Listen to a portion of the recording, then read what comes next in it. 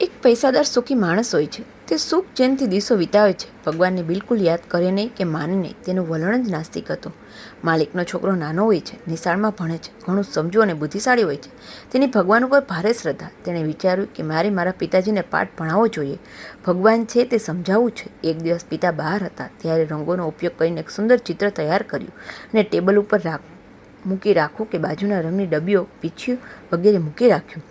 રાતે પિતા જ્યારે ઘરે આવ્યા ત્યારે તે ચિત્ર જોઈને ખુશ થઈ ગયા અને પૂછ્યું, આ ચિત્ર બહુ જ સુંદર છે, તે બનાવ્યું?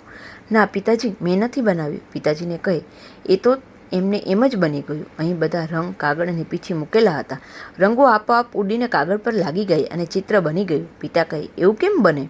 ના પિતાજી, વાત સાચી છે, હું માની જ શકતો નથી. આપોઆપ ચિત્ર કદાપી બને જ નહીં. જરૂર તે ચિત્ર કોઈકે તો બનાવ્યું હશે.